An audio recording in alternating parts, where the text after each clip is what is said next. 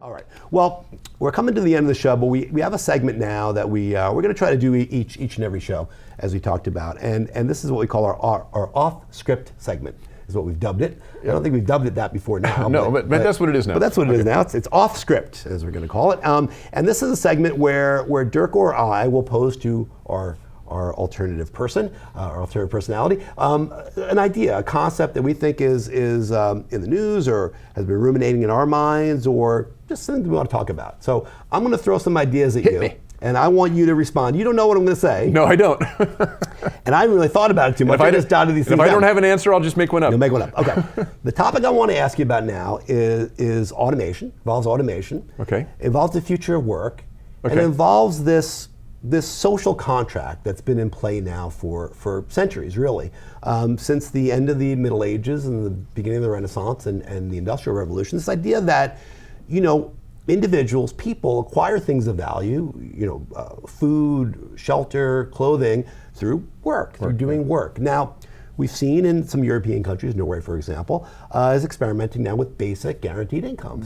Right. Because, I think that they're seeing around the curve here, and they're saying, well, increasingly, work as we know it is not going to be done by human hands. It may not even be directed by human brains. It may be so automated that people don't need to work. And so what does the social contract look like now if we don't work every day? What do we do to acquire value, to compete within a global environment? An example of this is Japan. Japan has all these elderly people that the government is essentially taking care of, providing for them, but yet they don't have enough tax revenue to support it, really. Right.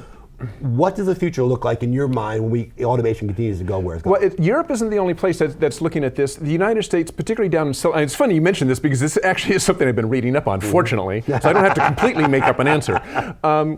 This is something that's been looked at. There is a group of people down in Silicon Valley, for instance, who are exploring this very problem. As we get more and more automation, less work needs to be done. Part of it is people are being put out of jobs. So they are looking further down as what do happen with those people. They are looking at the idea of a basic income. For those of you who aren't familiar with what a basic income is basically everybody in the United States, let's say, gets a check every month. For whether they're working or not. They just get a check for some amount, whatever it is. Now, what I found interesting about that sounds like crazy, right? Yeah. Guess who surprisingly is for it, or some for it? Who would you think would be the last one to have another social umbrella? Yeah, some huge capitalist think tank or something. How about the GOP? Oh, well, there you go, yeah. The GOPs, there are members of the Republican Party who are for it. Now, there's a caveat. And I can't remember, you caught me off guard, but there are some senators who are for, or some congressmen, who are for a basic pay. But their hook on it is you get rid of all the other social So you get rid of welfare, you get rid of, food stamps, all this stuff, because everybody's going to be getting a check. So in other words, surprising, and it did surprise me, there are some Republicans who are for it, with that caveat. Right. Because it does kind of make sense as more and more people either are losing their jobs, or just there's less work to go around because of automation. And in the future, the utopia, there won't be, nobody works, everything's done by machines, we all just sit back but this becomes the other question. Sit back and do what? Just collect a check?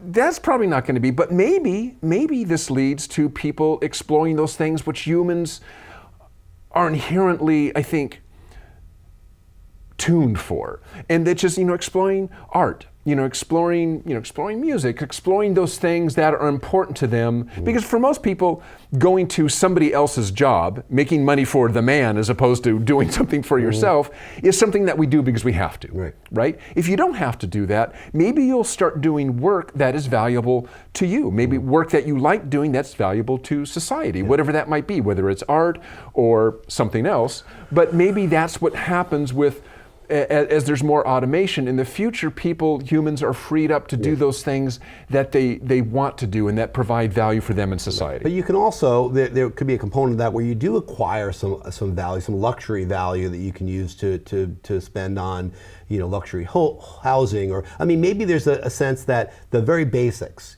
food, clothing, shelter, medical care, that's all free. Everybody gets being it. Everybody taken gets care it. of by the government. Yeah. But maybe the luxury items, a better self-driving car, or a better flying car, or a better home somewhere. Yeah, if you want the perks, you have to somehow develop an idea or develop something that creates value for the broader community.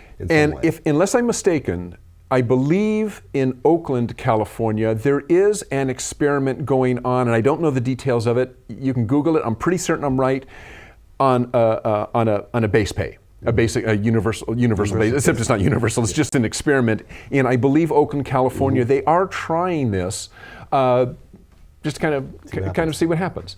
But I mean, it's a good question. I mean, automation is becoming more and more of a deal. We're going to see it be addressed, hopefully, in the new administration, because automation does impact jobs more so than outsourcing does, and much more so than outsourcing does.